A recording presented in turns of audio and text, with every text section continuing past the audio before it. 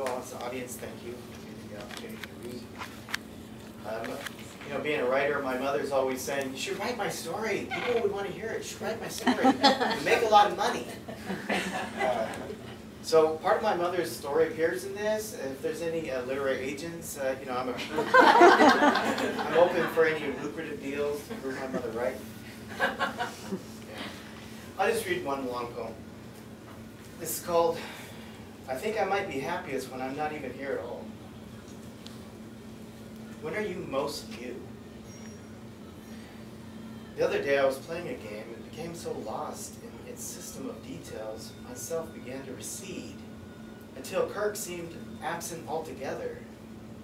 Then a noise, maybe my own chuckle of enjoyment, brought me back, and I remembered where I was and the time and where I needed to be next and what stupid thing I'd done most recently. It was like surfacing from a warm bath to put on a set of dirty clothes. There are things we share, I know. The sun warming red, our closed eyes, cool fingers brushing your ear when you get your hair done. But that self I woke into is distinct. Where does it come from? Oh, it's a solved problem, isn't it?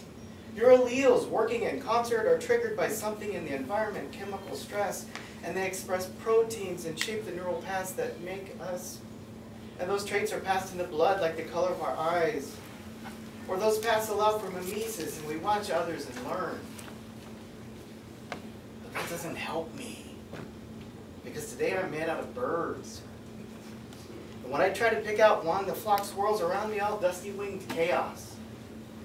And when I try to see the flock as a whole, a single bird flutters in front of my face. I think I'm most me when I see the world at a negative slant. Is that in my bones? Or did I learn it from the world? Well, once my father, my brother, and I spent Christmas in an RV in the parking lot of a hospital where my mother was having cancer cut from her for the 3rd time. We had a tiny tree. Mom had us smuggle out the cans of liquid food she was prescribed because she didn't like the taste. And I remember thinking, shouldn't she drink it? Won't she get sicker?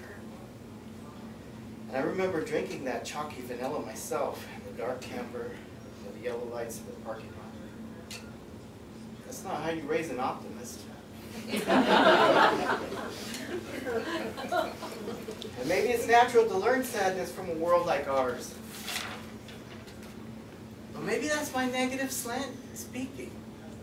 Maybe some other me would have been happy with that little Christmas tree and being with my dad and my brother in that cozy camper.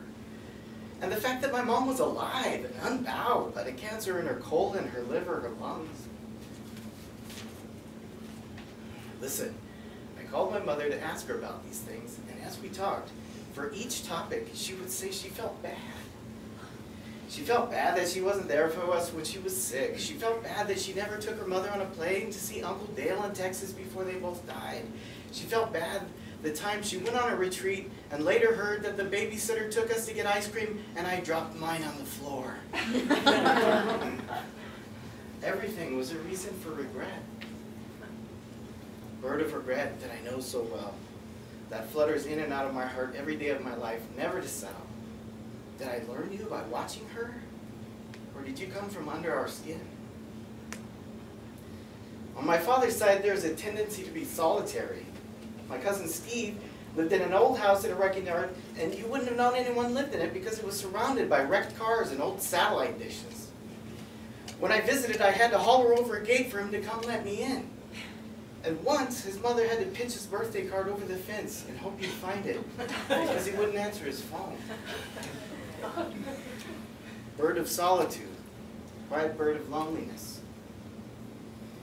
On my mother's side, everyone is witty and social. My Aunt Bonnie Meldine always made me laugh. Once, when I'd grown a long goatee, she wrinkled her brow when she first saw it and said, "That thing's long enough to braid." And then proceeded to braid it and laugh. And I laughed too, and I could still feel her fingers working deftly under my chin. Once, I hadn't seen her in months and felt guilty for it, imagining her lonely in her old age. So I pried myself from the comfort of my room and drove the hours to visit her. And when I got there, we could barely talk because 3 different neighbors stopped in to chat and laugh with her. Bird of generous company, bird of laughter.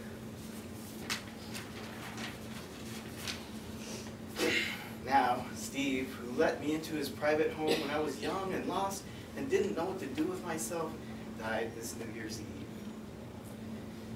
And in February, Bonnie passed away in a home after forgetting the names of her children. Bird of sorrow, gray bird of loss. How could I see the world any other way?